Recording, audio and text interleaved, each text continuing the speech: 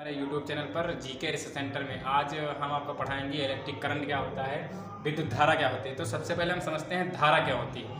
यदि आपके पास किसी चीज़ का भंडार है, मान लीजिए आपके पास लगभग 20 टन पानी है, तो 20 टन पानी को एक साथ जब आप फेंक देंगे या एक साथ फ्लो करेंगे तो वो क्या होगा, जल धारा।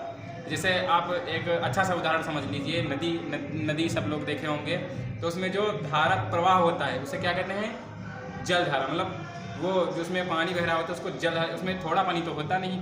इसी प्रकार एक इलेक्ट्रॉन विद्युत धारा होती है। इलेक्ट्रॉनों के प्रवाह की दर को विद्युत धारा कहते हैं। इलेक्ट्रिक करंट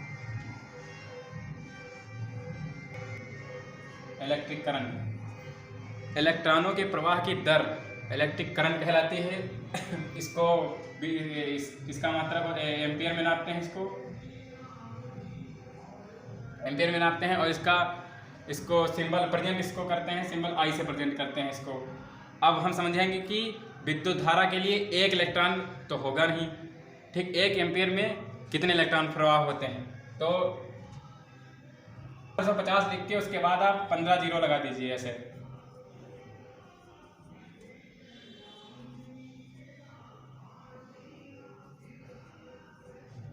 इलेक्ट्रॉन पर सेकेंड, 1 एम्पियर धारा है, 1 एम्पियर। अब यदि आपको 1 एम्पियर का करंट लगता है तो इतने इलेक्ट्रॉन आपके ऊपर एक साथ प्रवेश करेंगे, मतलब हावी हो जाएंगे एक साथ। इसको 60 में इसकी वैल्यू में हम लिख दिए देते हैं 10 की पावर 18 इलेक्ट्रॉन पर सेकेंड। इतने इलेक्ट्रॉन आपको 1 एम्पियर धारा में होते हैं पर सेकेंड। 1 सेकेंड में 1 एम्पियर में इतने इलेक्ट्रॉन एक साथ चलेंगी। कि वोल्टेज क्या होता है, सबसे पहले समझ लेते हैं। वोल्टेज जो होता है आपका, ये वोल्टेज होता है pressure of electricity. Pressure of electricity ऐसे नहीं समझे होंगे आप, हम आपको समझाते हैं। मान लीजिए ये कोई ग्लास है, ठीक। इस ग्लास में आप इतना पानी भरा हुआ है और ये एक रास्ता बना हुआ है और यहाँ पे आप खड़े हुए हैं, ठीक। समझ लीजिए ये आप खड़े हुए हैं यहाँ पे। तो ये मान लीजिए यहाँ पे कोई आपकी गर्लफ्रेंड वगैरह कोई भी खड़ा हो, तो उससे आप पानी मांगे तो यहाँ से जितनी स्पीड में पानी फेंकेगी वो हो जाएगा आपका करंट। और कितना पानी गया है, ये जितनी स्पीड में पानी जाएगा आपके पास वो होगा वोल्टेज। और कितना पानी गया है ये होगा करंट। फ्लो ऑफ इलेक्ट्रॉन, इलेक्ट्रॉनों के प्रवाह की दर क्या होती है, विद्युत धारा कहलाती है, ठीक है। अब समझ में आया। इसको वोल्ट से रिप्रेजेंट करते हैं और इसका सिंबल होता है V।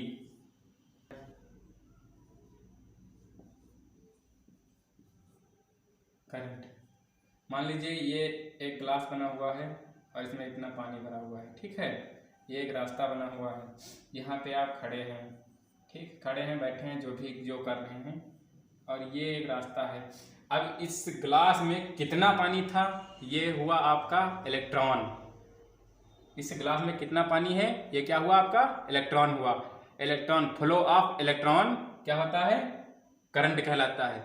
जितनी स्पीड से ये इस ग्लास का पानी था, ये जितनी स्पीड से यहाँ पे आएगा ये हो जाएगा वोल्टेज आपका।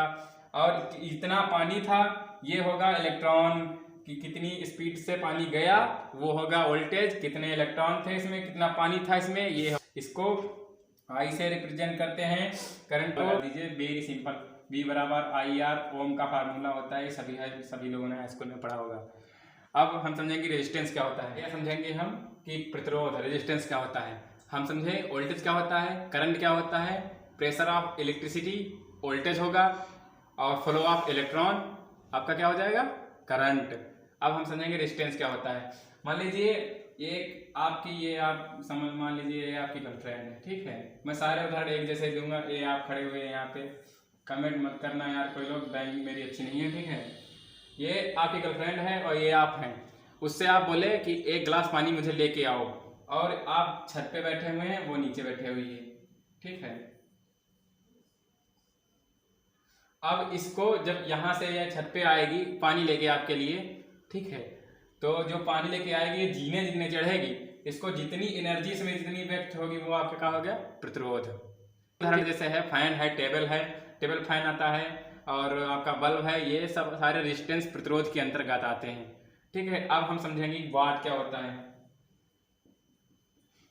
वाट पावर सप्लाई होती है, ठीक है, पावर, और इसको वोल्ट गुणे करंट से नापते हैं। और एक मान लीजिए 220 वोल्ट आ रहा है और 1 एम्पियर की धारा आप यूज कर रहे हैं, तो कितना हुआ 220 वाट। यूनिट आपका क्या होता है, जो मीटर में यूनिट कंजन्स करते हैं आपको पता होगा। और जब बिल निकालने आते हैं और बिजली विभाग के कर्मचारी जो होते हैं, तो 1 घंटे में जितनी वो आप बिजली यूज किए होते हैं वही वो निकाल के अपना ले जाते हैं और उससे आपको रीडिंग बता देते हैं।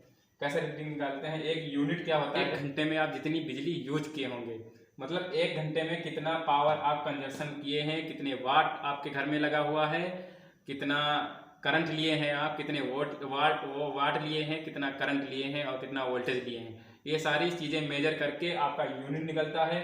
एंड न्यूट्रल, आपके घर में, सबके घर में मीटर लगा होगा बिजली का, सबके वहाँ बिजली यूज होती है, तो सबके वहाँ 2 तार आते हैं। एक फेस का आता है, फेस तार जिसको गर्म तार बोला जाता है, हॉट वायर बोला जाता है। न्यूट्रल जो होता है उसको ठंडा वायर बोला जाता है, ठीक है। देखिए भैया, एक बात, किसी चीज़ को यदि चोर किसी घर में चोरी करने जाएगा, सबसे पहले बेसिक समझिए आप। किसी, मान लीजिए आप किसी के घर में चोरी करने गए हैं, तो वहाँ सबसे पहले जाके आप क्या करेंगे, चोरी थोड़ी ना करेंगे, सबसे पहले आप ढूंढेंगे कि हमको निकलना कहाँ से।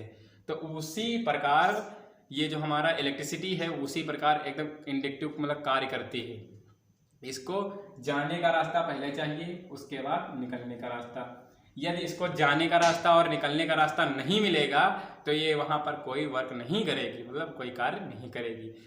मान लीजिए आपका इस बीच में एक रेजिस्टेंस हमारा लगा हुआ है, मान लीजिए 100 वाट का बल्ब लगा दिया हमने, तो ये 100 वाट का बल्ब इसके लिए रेजिस्टेंस का कार्य करेगा। इसमें आपके इलेक्ट्रॉन प्रवाहित होकर जाएंगे इसको, रेजिस्टेंस को। इसमें टंगस्टन की धार लगी होती है जो अपने ऊपर करंट गुजरने से ये खुद को एकदम लाल कर लेता है, जिसकी वजह से हमारा बल्ब जो होता है वो जल उठता है और न्यूट्रल से हमारा सप्लाई जो है वापस आ जाती है। ऐसे ही इसको लाइट को जाने का रास्ता भी चाहिए, जिसे फेस वायर बोलते हैं, और आने का रास्ता न्यूट्रल बोलते हैं। और हम समझते हैं इसको कि हमारा जो अर्थिंग होता है, अर्थिंग क्या होती है, मान लीजिए आपका यहाँ पर कोई रेफ्रिजरेटर या फ्रिज लगा हुआ है, ठीक, यहाँ पे गया फेज का तार गया यहाँ, और यहाँ जाके शॉर्ट मतलब कट गया और इसी में बॉडी में टच हो गया है, और यहाँ से इसको निकलने का रास्ता नहीं मिल रहा है, और आप छू रहे हैं इसको, फ्रिज को, तो फ्रिज ये आपका करंट मार रहा है, मतलब करंट लग रहा है। तो आप किसी मिस्त्री को बुलाते हैं, तो आके वो सबसे पहले आपका इस पे टेस्टर लगा के चेक करता है फ्रिज पे करंट तो नहीं आ रहा। जब करंट आ रहा होता है तो वो सबसे पहले अर्थिंग ग्राउंड को चेक करता है कि इसमें जो अर्थ का तार गया है उसका सिंबल ऐसे बनता है भैया। सबसे पहले अर्थिंग चेक करता है और देख लेता है अर्थिंग अच्छे से वर्क कर रहा है, और फेस न्यूट्रल चेक करता है। और यदि मतलब यहाँ से कटा होगा तार, वो जोड़ के चला जाता है, और उसको पता होता है कि जब तक सर्किट नहीं कंप्लीट होगी, ज़मीन से अटैच नहीं होगा हमें, तब तक करंट नहीं लगेगा। ऐसे ही बोलते हैं बिजली मिस्त्री जो आते हैं, वो आपके करंट नहीं लगता उनको, ऐसे ही हाथों से तार जोड़ देते हैं। वो ऐसा ही होता है क्योंकि वो जानता है कि हमको जब तक सर्किट नहीं कंप्लीट होगी तब तक आपको करंट नहीं लगेगा। यदि वो जूते पहन के आते हैं, चमड़े के जूते पहन लेते हैं कुछ लोग, या चप्पल उल्टा करके उसके ऊपर खड़े होकर उसके बाद नंगे तार जोड़ देते हैं हाथों से। चलिए हम बेसिक यहाँ पे थे, अपने टॉपिक पे आते हैं। मान लीजिए यहाँ तार फेस का आपका बॉडी में शॉर्ट हुआ है। जब यहाँ बॉडी में शॉर्ट हो गया तार, तो यहाँ आपका मान लीजिए न्यूट्रल टूट गया, यहाँ से कट गया, ठीक। अब यहाँ फ्रिज में करंट आ रहा है, तो ये जो न्यूट्रल अर्थिंग जो इसमें जुड़ी होगी, अर्थिंग जब लगी होती है तो ये अर्थ को ग्राउंड कर देता है, ठीक। तो आपको करंट लगने के चांस कम रहते हैं। आप ये हरे रंग का तार होता है, आप देखे होंगे वायरिंग में ज़्यादातर यूज होता है यही तार। और आप देखेंगे कि कहीं कहीं की पक्षियाँ एक पैर पे बैठ जाते हैं उसको, और उनके करंट क्यों नहीं लगता है, चाहे 11,000 वोल्ट हमारी लाइन हो, चाहे 33,000 लाइन हो। इसको किसी नेक्स्ट वीडियो में समझाएंगे हम। तब तक के लिए जय हिंद। हमारे चैनल को सब्सक्राइब करें, लाइक करें एंड कमेंट करें। जय हिंद।